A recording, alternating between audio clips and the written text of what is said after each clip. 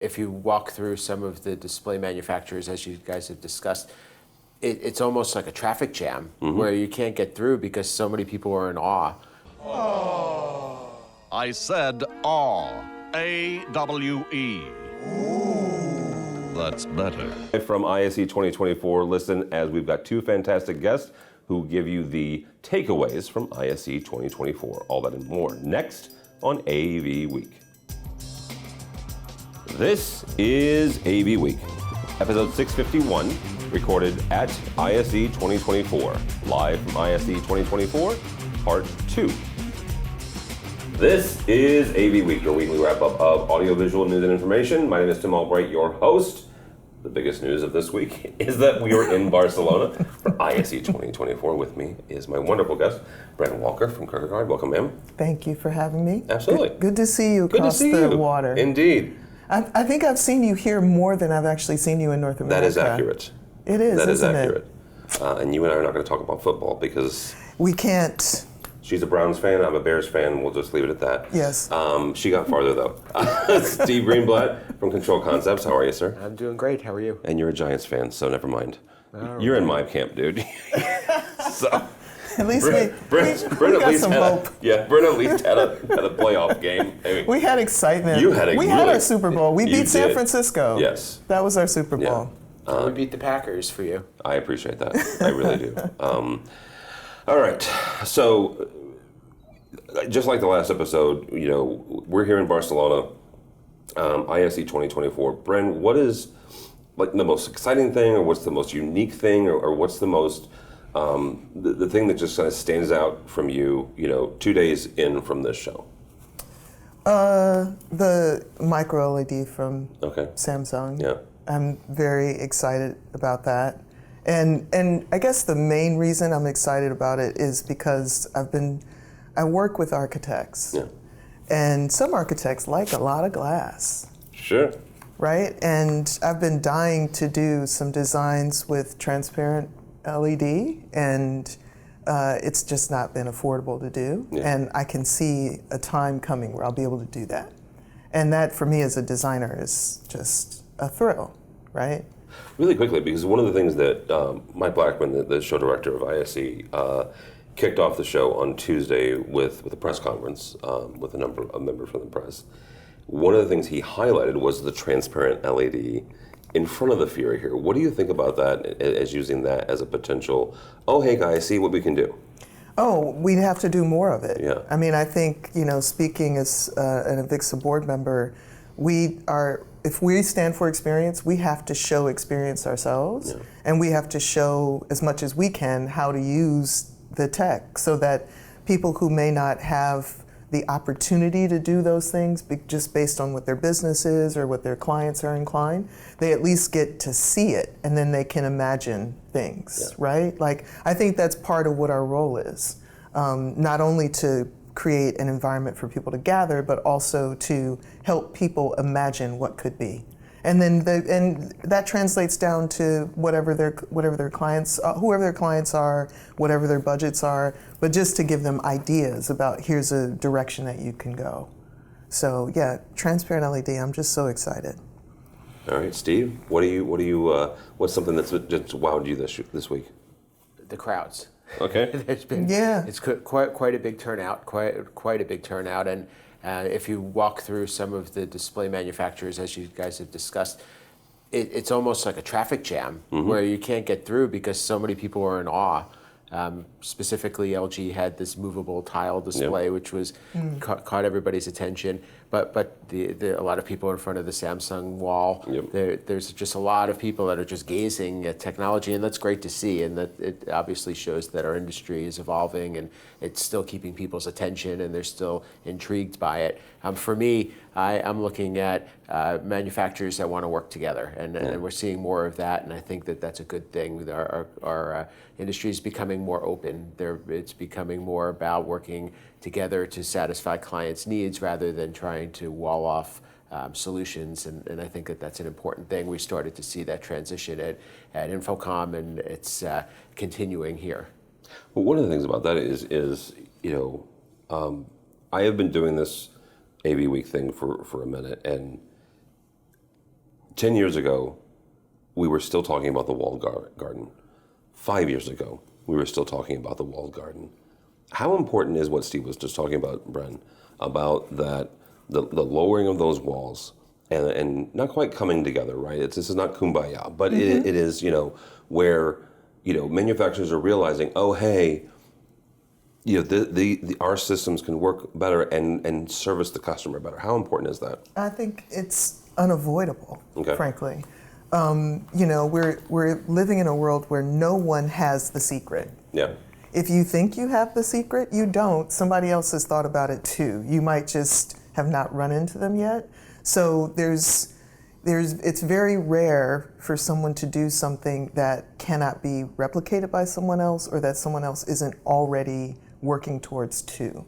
So the best thing you can do is to spread your impact and your exposure by working with other people. It's very funny to me that the audio rooms are in Hall 8 and they're so far away from everything else. Yeah. And they're very separated from each other. And I think that some of the folks in audio are behind on this front, and that they're still in that sort of shoulder pushing competitive thing, instead of realizing that there's a place for everybody. And yes, you're going to compete, and that's fine. But there is a place for everybody, and that we'll get better solutions from audio when they talk to each other. And I know that this is, But that's huge. Yeah, but they have to talk to each other. Yeah. Because, I actually last week was at a AES conference in Le Mans. Okay. That was about acoustics and sound reinforcement. And this was people who are researchers and then a lot of people who are engineers. They're in the field. They mix shows every night. And they are, there's a cynicism developing with them about loudspeaker manufacturers just wanting to sell more boxes and not really considering what the realities are of what they have to do on the road. Yeah. And what they have to do if you're a venue, what you're going to install. So the idea of trying to move audio ahead in terms of spatial and immersive, to move it ahead as a wave is not going to happen if the companies that are doing it are not talking to each other and working together like they've worked together in terms of Milan. Yep. Right? It's like they work together on Milan. Okay, now let's start having that conversation around immersive if we want to see people have something other than a stereo experience. Yeah, absolutely. So, Steve, one of the things that you guys have been doing this week as far as the control concepts is a little bit of breaking down those walls. So what have you seen this week specifically in, I guess, what sort of movement have we seen towards that? And one of the things you guys did is, I called it a badge. It's not quite a badge, but it's a control concept certified partner. What are you seeing in those? Well, there's we're trying to look at things from a programmer's perspective, which I think is a lot of what's missing in this industry, and I've tried to wave that flag for quite a number of years since the beginning of my career. Programmers have a tough job of just trying to satisfy a client's needs and keep projects within budget and meeting deadlines and doing the customization that's required for the client. We don't to have to also now work with a new product that you're not familiar with and throw that into the mix makes it 10 times harder. And what we're trying to do is help programmers to have those building blocks to be able to know with confidence that I could use a product, that I know that this is a development that has been sanctioned by the manufacturer. Yeah. And has a support arm with it. And we understand programmers because we've been programmers, so we're there for them and have their back. And for the manufacturers, we're going and saying, let us be the people that take those calls for you. Let us be the ones that help programmers, because there's just no way you can be an expert at doing control programming and your product and your API. It's just not possible. So the control concept supported product logo is meant to be able to tell those specifiers and programmers and integrators use this product with confidence because we know it works with a specific control platform or many control platforms. Right. Bren, what's a theme that you're feeling from this week? Well, okay, so I agree in terms of what Steve said about the crowds, right? I think that there's a certain kind of energy. Numbers are up in terms of the number of people here, the number of registrations, the number of exhibitors, all of those things are up. And I'll tell you what the theme is in my head that I don't actually see. Okay.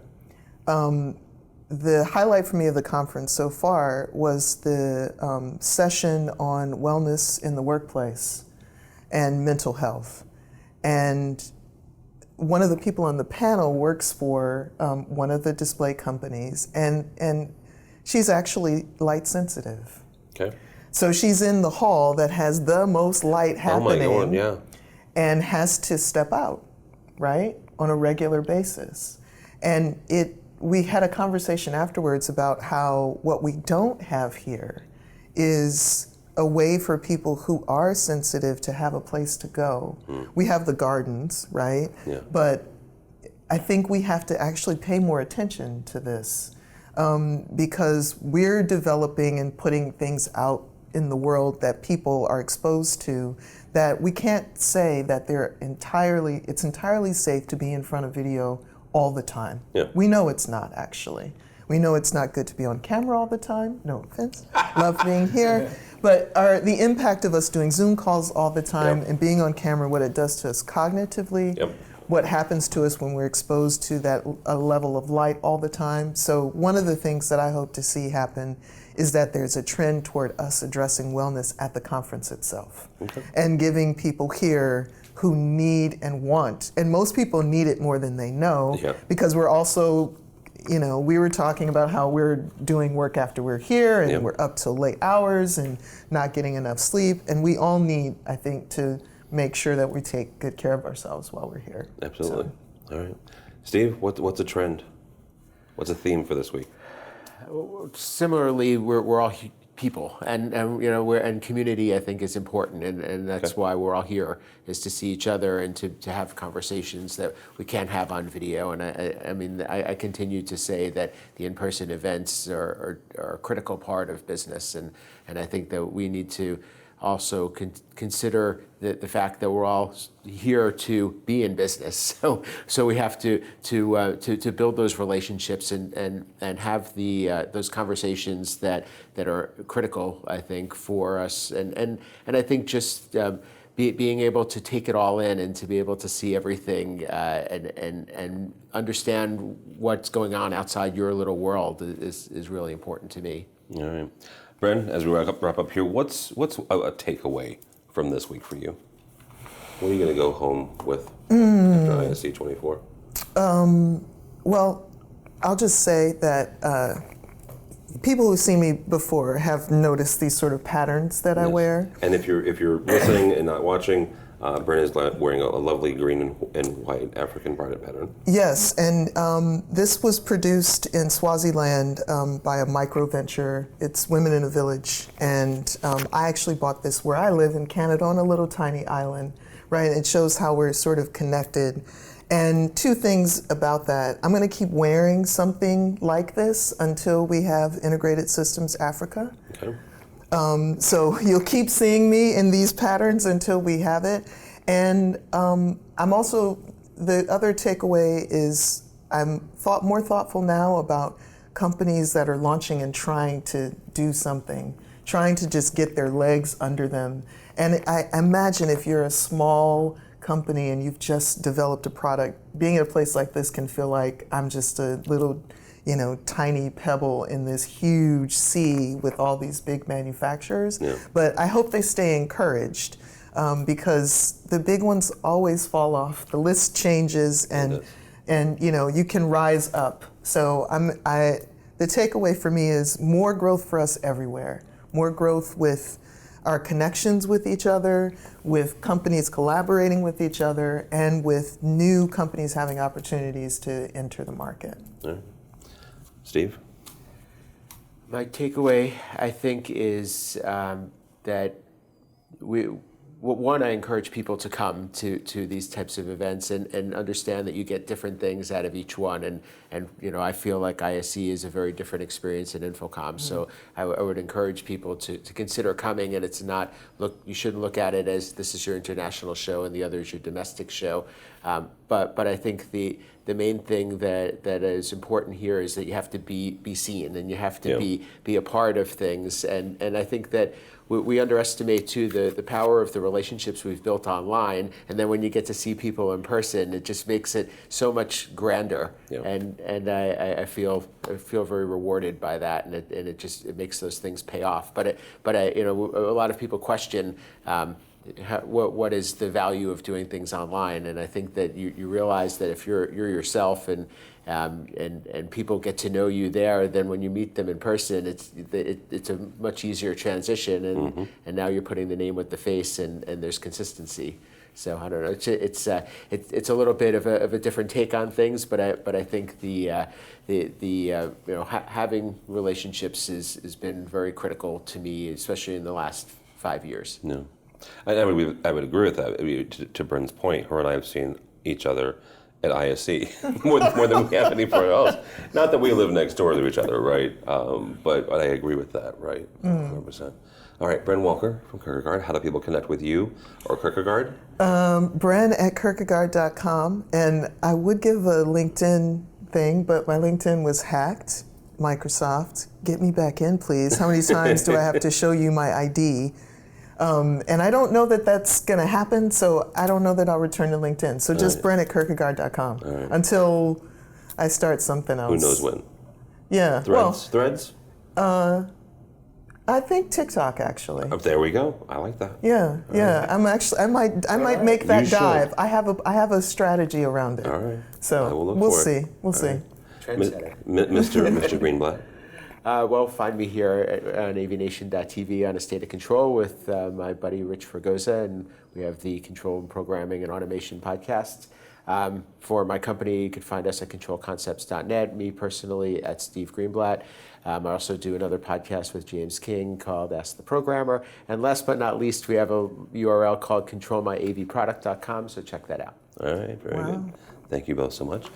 For me, for Tim Albright, don't follow me on any of the socials because, as I mentioned at the start of this podcast, the Bears are out of the playoffs, and I'm not very interesting. He's depressed. Go to the website. We've got the #1 pick as of right now. What we do with that is a whole other question. How many #1 picks have the Browns have? Anyhow, go by the website, AVNation.tv. That's AVNation.tv. You'll find Steve's program, EdTech. Steve's program is State of Control, EdTech, and a whole lot more. So go by the website, AVNation.tv. That's AVNation.tv. The network for the AV industry. What are you listening to? This This is AV. This is AV Nation. This is AV Nation.